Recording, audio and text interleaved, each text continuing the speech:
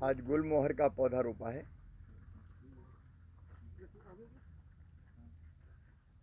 Corona की स्थिति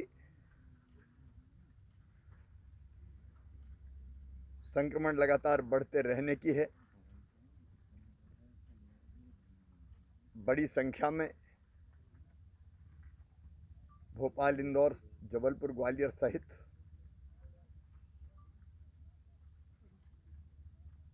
सक्रिय प्रकरण आ रहे हैं। बढ़ती हुई संख्या को देख के हम निरंतर प्रयास कर रहे हैं कि अस्पतालों में बिस्तर की संख्या बढ़ती रहे।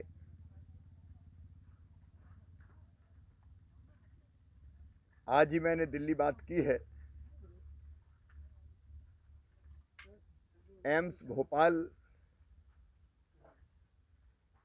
में जितने बेड खाली है वो अब कोविड के पेशेंट्स के लिए उपयोग किए जाएं, और खाली हो तो उनको कोरोना के इलाज के लिए रिजर्व किया जाए। आरकेडीएफ पीपुल्स में भी बेड्स बढ़ाए गए। इंदौर में इंडेक्स अस्पताल ले लिया गया है। अभी जो बिस्तरों की संख्या है 9 अप्रैल तक सरकारी अस्पतालों में 17,492 और निजी अस्पतालों में 13,250 थे। कुल मिला के कोविड के इलाज के लिए 30,742। अब जो हमने संख्या बढ़ाई है 13 अप्रैल तक, तो 19,410 बेड सरकारी अस्पतालों में और 17,036 बेड्स अब प्राइवेट अस्पतालों में बढ़ाए जा चुके हैं। कुल मिला के 36,446 बेड्स हमारे पास कोविड के इलाज के लिए आज उपलब्ध हैं। उपलब्ध मतलब पेशेंट्स भी हैं। कई 5 दिन में कुल मिला के 5,700 से अधिक बेड बढ़ाने में हम सफल हुए हैं। ये क्रम लगातार जारी रहेगा।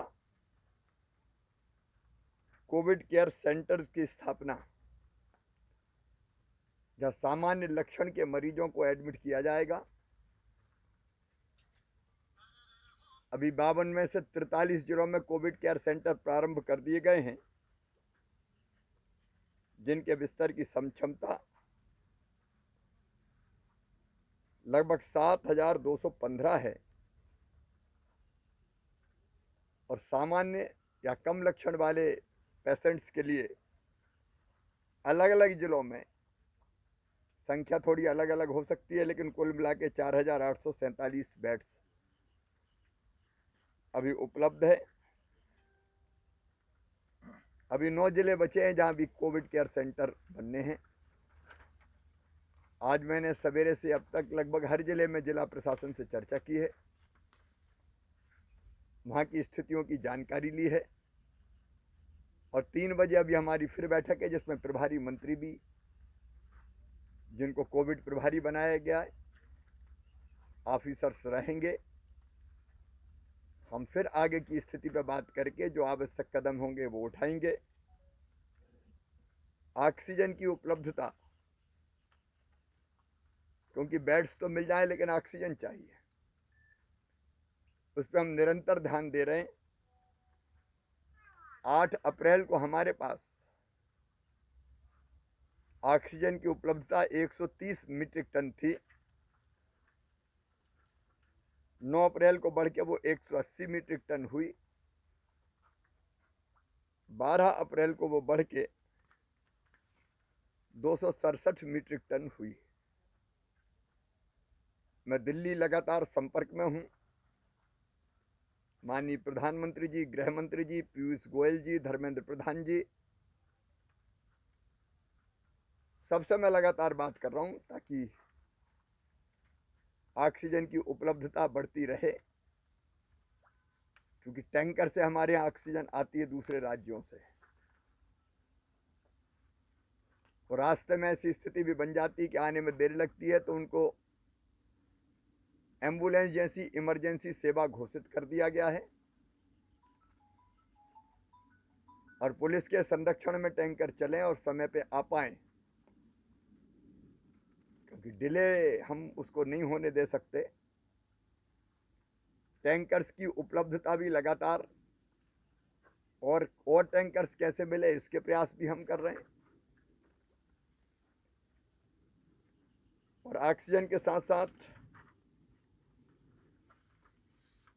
रेमडेसिविर इंजेक्शन हमने जब से प्रयास प्रारंभ किया 31,000 इंजेक्शन हमको प्राप्त हो गए। 2000 अभी आज आने वाले हैं, फिर 16 अप्रैल को 10,000 इंजेक्शन और मिलेंगे जो हमने ऑर्डर दिए हैं। प्राइवेट सेक्टर में भी मिल जाए इसके हम लगातार प्रयास कर रहे हैं। जितने संभव उपाय हैं सभी किए जा रहे हैं,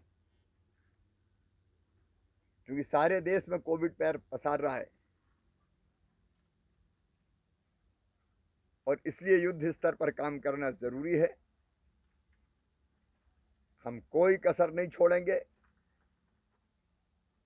लोकल भी मैंने अस्पतालों को कहा है, 2 अफसर हमने तय किए, एसएन मिश्रा और नरहरी, जो ऑक्सीजन की सप्लाई का काम देख रहे हैं। कई छोटे छोटे अस्पताल है जिनने कोविड का उपचार करना शुरू कर दिया, और वहां से वो अचानक कई बार कहते हैं कि अब ऑक्सीजन चाहिए। तो कहा कि पहले से टाई अप करके समय रहते पता चले कि कहाँ कितनी ऑक्सीजन की जरूरत है। एक हम ऑक्सीजन का ऑडिट भी करेंगे कि जितनी जरूरत है उतनी लग रही है या, उसके निर्देश भी हमने दिए हैं। मैं प्रदेशवासियों से एक अपील जरूर करना चाहूंगा। कई जगह कोरोना कर्फ्यू लगा है। जिला प्रशासन ने क्राइसिस मैनेजमेंट ग्रुप के साथ मिलकर लगाया है, जनता की भावनाओं के अनुरूप। ये स्थिति ऐसी है जिसका सामना पहले देश और दुनिया ने कभी नहीं किया।